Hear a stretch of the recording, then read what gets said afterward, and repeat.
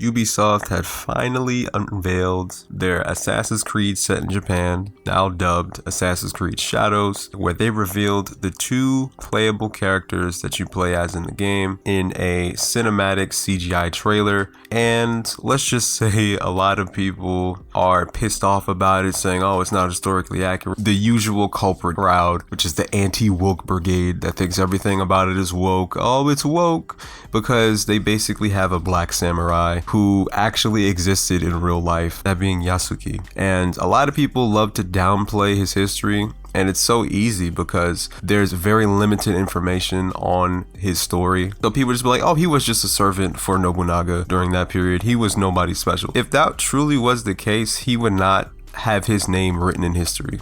That's number 1. Number 2, people are complaining about Assassin's Creed not being historically accurate. Wow.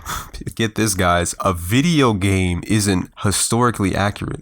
Well, no fucking shit. Newsflash, Assassin's Creed has never been historically accurate. The entire point of Assassin's Creed is a hypothetical what-if scenario surrounded by real-life events that have happened in the past, okay? The Animus doesn't exist. There is no golden apple of Eden that captures people's minds and influences them and all types of crazy stuff. There is no such thing as this hidden feud between Templars and Assassins. The whole entire lore behind Assassin's Creed is fake. That's the whole point of it. So the fact that people are screaming, saying, oh, it's not historically accurate, that's the dumbest possible argument you can ever think of. And I'm noticing a pattern when it comes to these people, the anti-wokers, you know. At this point, they're just as bad as the supposed people they're against, right? Every piece of media, they're like, oh, this is woke, it's trash, it's woke trash. Oh, look, they have an Asian person in this. Oh, it's woke. Oh, they got a black person, woke. They have completely lost the whole entire meaning of woke to the point where it's just a buzzword to them. They just say it whenever it's something that they don't agree with or they're not really a particular fan of. It's honestly ridiculous, bro. First off, we haven't even seen the gameplay, mind you. This is a CGI trailer and people are getting pissed off out here, you know, going on rants on Twitter, people making 17-minute videos about how this game is gonna flop just because one of the main protagonists is black. Like, it baffles my mind how the gaming industry can be so, I don't even know what to call them at this point. They're just very radical. And it seems to me as if it doesn't matter what any game company does, they're always going to complain about it. All the time. And again, we haven't seen much of anything from this game besides the little teaser trailer that they showed and now the reveal trailer of a little bit of the story. There's nothing bad about what they've shown so far. People just want to make an argument just cause for no apparent reason.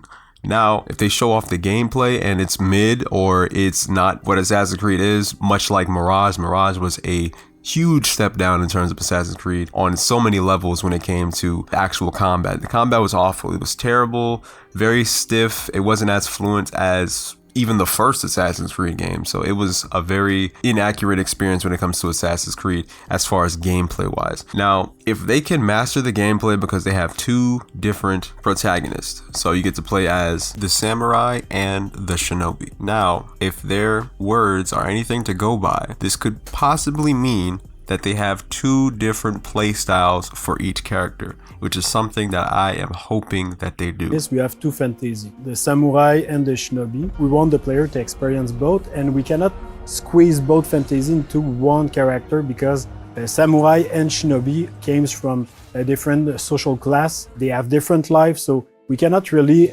mix them together. It would be utterly pointless if you had 2 protagonists from 2 completely different factions all play the exact same. So when I switch to Yasuke, I expect to see more of like a Ghost of Tsushima / Rise of Ronin hack and slash type of thing. And when I switch to Nawe, I expect to see the more traditional Assassin's Creed stealth type of mechanic. If they can pull that off and have a really good execution, this could possibly be one of the greatest Assassin's Creed games ever, because we've always cried and complained about having a Assassin's Creed game set in Japan. Some people wanted a set more samurai, Ghost of Tsushima route. Other people wanted more of like a shinobi type of thing. And we are getting both in one game. So again, if they could actually pull this off, this will be a fantastic Assassin's Creed game, possibly one of the best. Now, I've seen people complain about the pricing of the more expensive tiers, which puzzles me because you don't have to actually buy any of these. Like,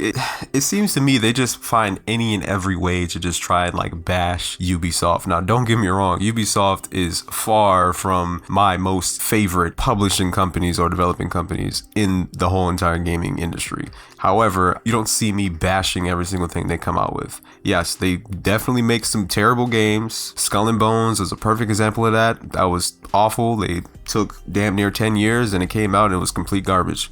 We all know this, okay? We move on.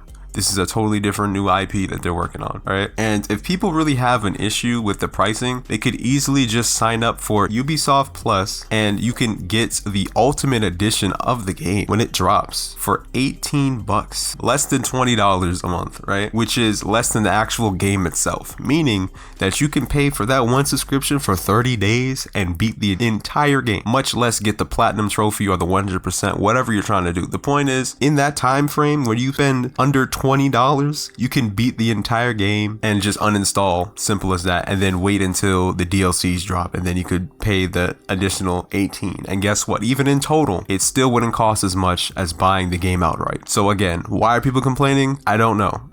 I honestly don't know. I'm definitely going to take Ubisoft Plus route. Same with the Star Wars Outlaws, because I'm not buying any of these games. And that's the perk of having Ubi Plus, is you don't have to buy the game and you can still play. So again, I'm not understanding the whole outrage on this game. Again, we haven't seen the gameplay yet, and you don't have to buy the Ultimate Editions to get all the DLCs. So it seems like a nothing burger in my eyes. But let me know what you think about it. Are you excited to play the game, or do you think the game is going to flop, or you think it's too woke because there's a black samurai in it? And I'll see you in the next one. Peace.